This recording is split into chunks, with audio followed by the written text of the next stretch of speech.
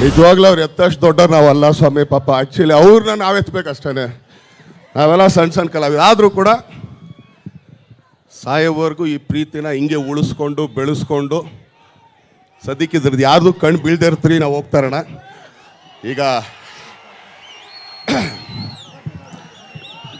ಕಾಟೇರ ಸಿನಿಮಾಗೆ ಬಂದ್ಬಿಡ್ತೀರಿ, ಯಾಕಂದ್ರೆ ಆಗಲೇ 11 ಗಂಟೆ ಆಗೋಯ್ತು. ಏನಕ್ಕೆ ಉತ್ತರ ಕರ್ನಾಟಕ ನಾವು ಸದಾ ಬರ್ತೀವಿ ಅಂತಂದರೆ ಇದೊಂದು ಹೃದಯ ಇದ್ದಂಗೆ ನಮಗೆ. ನಾನು ಅವತ್ತು ಹೇಳ್ದೆ, ಇವತ್ತು ಹೇಳ್ತಾ ಇದ್ದೀನಿ, ಇನ್ನೂ ಸಾಯ ತನಕನೂ ಹೇಳ್ತೀವಿ. ಕಲಾವಿದರನ್ನ ಉತ್ತರ ಕರ್ನಾಟಕದ ಜನ ಯಾವತ್ತು ಬರೀ ಹೊಟ್ಟೆಲಂತೂ ಮನಸ್ಸಲ್ಲ. ಹೌದೋ ಅಲ್ಲೋ?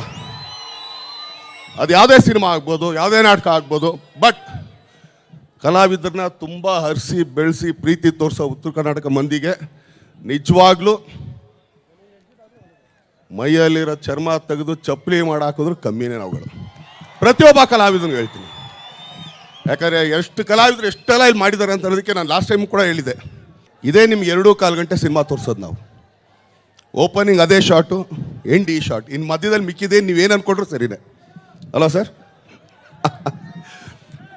ಏನಕ್ಕೆ ಅಂತಂದರೆ ಈ ಸಿನಿಮಾದಲ್ಲಿ ಇಂದಿರಾ ಗಾಂಧಿ ಪೀರಿಯಡಲ್ಲಿ ನಡೆದಂಥ ಒಂದು ನಿಜವಾದ ಘಟನೆ ಅದು. ಉಳುವವನೇ ಭೂಮಿ ಒಡೆಯ ಅಂತೇಳಿ ರೈತರಿಗೆ ಒಂದು ದೊಡ್ಡ ಕಾಯ್ದೆನೇ ತಂದರು. ಆಗ ನಡೆದಂಥ ಕೆಲವು ಘಟನೆಗಳನ್ನ, ಅದರಲ್ಲೂ ತುಂಬ ಕಹಿ ಘಟನೆಗಳನ್ನ ನಾವು ಹೇಳಕ್ಕೆ ಹೊರಟಿದ್ದೀವಿ. ಇದರಲ್ಲಿ ಯಾವುದೇ ಹೀರೋಯಿಸಮ್ ಇಲ್ಲ, ಇನ್ನೊಂದಿಲ್ಲ ಮತ್ತೊಂದಿಲ್ಲ ಅಂತ ಹೇಳ್ತಲ್ಲ, ಎಲ್ಲ ಇದೆ. ಅದ್ರ ಜೊತೆಗೆ 1974ರಲ್ಲಿ ನಾನು ಹುಟ್ಟಕ್ಕೆ ಇನ್ನೊಂದು 3 ವರ್ಷದ ಹಿಂದೆ ನಡೆದಿರೋದಂತ ಕತೆ. ಯಾಕಂದರೆ ಹೆಚ್ಚು ಕಮ್ಮಿ ಒಂದು ಬಾವಿಲಿ ಎಷ್ಟೋ ಮೂಳೆಗಳು ಸಿಗುತ್ತೆ, ಆದರೆ ಆ ಮೂಳೆ ಯಾರ್ದು ಅಂತ ಇವತ್ತವರೆಗೂ ಯಾರಿಗೂ ಗೊತ್ತಾಗಲಿಲ್ಲ. ಇದು ನಿಜವಾದ ನಡೆದಿರೋ ಕತೆ. ಇದು ಈ ಸಿನಿಮಾ ನಾನು ಇಷ್ಟು ಹೇಳೋಕ್ಕೆ ಇಷ್ಟಪಡ್ತೀನಿ, ಯಾಕಂದರೆ ಹೆಚ್ಚು ನಾನು ಹೇಳೋದೂ ಇಲ್ಲ. ಯಾಕಂದರೆ ಈ ಸಿನಿಮಾದಲ್ಲಿ ಮೊದಲನೇದಾಗಿ ನಮ್ಮ ಹಿರಿಯರು, ನಮ್ಮ ಸೀನಿಯರ್ಸು ಆದ ವಿನೋದ್ ಆಳ್ವ ಸರ್ ಅವ್ರು ಬಂದಿದ್ದಾರೆ. ಅವ್ರದ್ದು ಒಳ್ಳೆ ಪಾತ್ರ. ಆಮೇಲೆ ತುಂಬ ದಿನಗಳಾದಮೇಲೆ ಅವ್ರು ಕನ್ನಡ ಇಂಡಸ್ಟ್ರಿಗೆ ಬರ್ತಾ ಇದ್ದಾರೆ. ಸೊ ಅವ್ರಿಗೆ ಹಾರ್ಟ್ಲಿ ವೆಲ್ಕಮ್ ಹೇಳ್ತೀನಿ.